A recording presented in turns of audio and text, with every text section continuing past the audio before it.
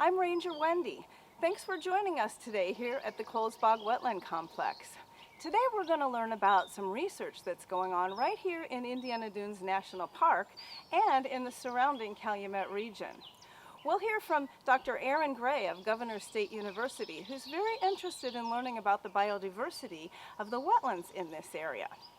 Before we meet Dr. Gray, though, I want to ask you, if you wanted to know what kind of things were living in a particular habitat, what would you do to find that out?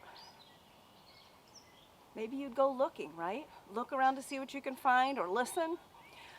Maybe you could look for evidence that particular animals were found there. Maybe footprints, animal tracks in the mud, or maybe a place where an animal's built its home. Well, interestingly, Dr. Gray uses another kind of evidence to determine what kind of wildlife exists in a particular wetland. She looks at eDNA. Come on, let's go meet Dr. Gray.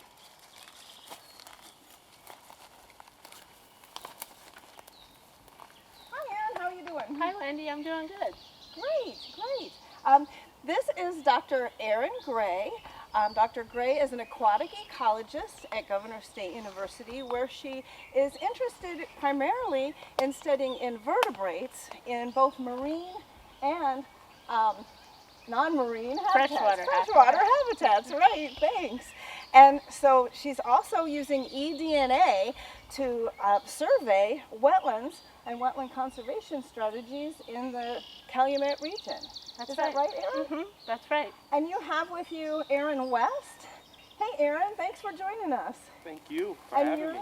You're a student, a recent graduate, right, from Governor State? Yes, I'm a recent biology graduate from Governor State University. Awesome. Well, I'm so glad that you came and joined us today. So, Erin, what is eDNA and why is it useful? eDNA is simply DNA that we can find in the environment. So in some cases, if I collect a scoop of water, I can find DNA from whole organisms if they're small, like diatoms. Or in other cases, I find DNA that's shed from feces, skin, or scales of larger organisms. And we can use this DNA to identify what's been in the water. Very interesting. That's cool. Yeah. So Erin, what makes this a vernal pool? Well, this is a vernal pool because it's filled with water only part of the year. So it'll fill up during the spring rains, and then by late summer, it'll be dried out. And these habitats are very important for a lot of invertebrates and amphibians that need a pool without fish. Oh, okay. Interesting. So your eDNA work on vernal pools is part of a pilot study, isn't it? What are you trying to learn from this? That's right. We are trying to learn how best to sample eDNA in these pools. We think that there might be some unique chemistry because of all the decaying leaves in the water that we might need to think about when we do our eDNA surveys. And we're also not sure how many samples we need to take to get a good picture of the biodiversity in these pools. Okay, so your work here will give you that information. That's right, that's right. Very cool. Well, can you and Erin show us how you collect your samples? Sure, we'd love to. Okay, what I'm going to do now is I'm going to take my first sample. And for each sample, we have a clean, sterilized sampling kit to make sure we don't have DNA contamination across samples. So I'm going to come in here and grab a clean bottle to scoop my environmental sample or water. I'm going to come out here. Oh, lots of invertebrates I can see. And now I have my water sample. And then I'm going to give it to Erin to filter. And then I'm going to change my gloves because we don't want to contaminate across samples.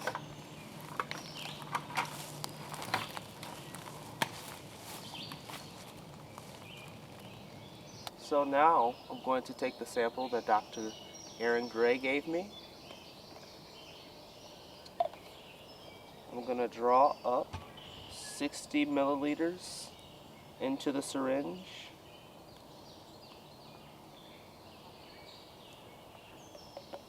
Close the bottle up so nothing gets in or out.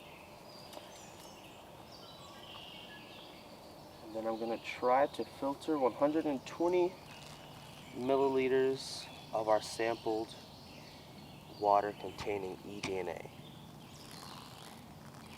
So all that eDNA catches on the filter. And after a while, our microfilter can get pretty clogged up, and this can get kind of hard to push through. And so after we filter it out, we're going to take our tweezers.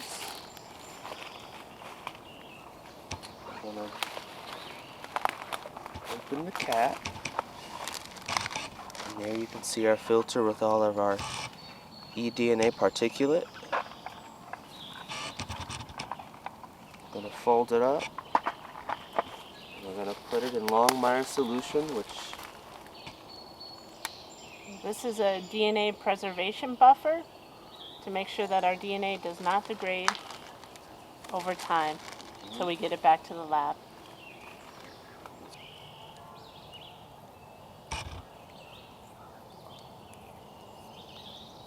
there we go. Great.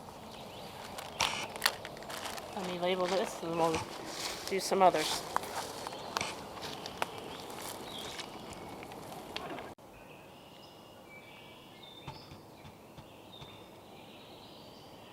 Now that we've taken all of our eDNA samples, I'm going to go out into the middle of the vernal pool and take some water quality measurements. This here is a YSI probe, and it is going to measure the pH, temperature, conductivity, and nitrate concentration in this vernal pool.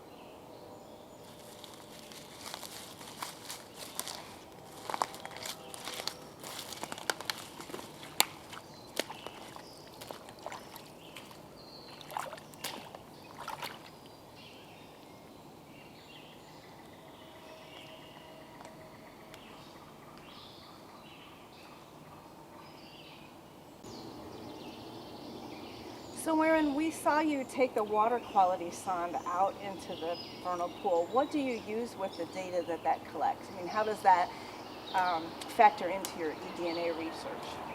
Yeah, so I was taking basic water measurements like temperature, pH, salinity, and nitrates, and what I'm interested in is to see if our eDNA surveys are more or less accurate in different types of vernal pools depending on all those different measurements. Okay, very cool. And we saw the filtering, and Erin's doing more filtering back there. That's right. What happens to all this when you guys get back to the lab? Okay, when we go back to the lab, what I'm going to do is I'm going to take the tubes you saw us put the filters in, and we are going to extract the DNA out of those filters.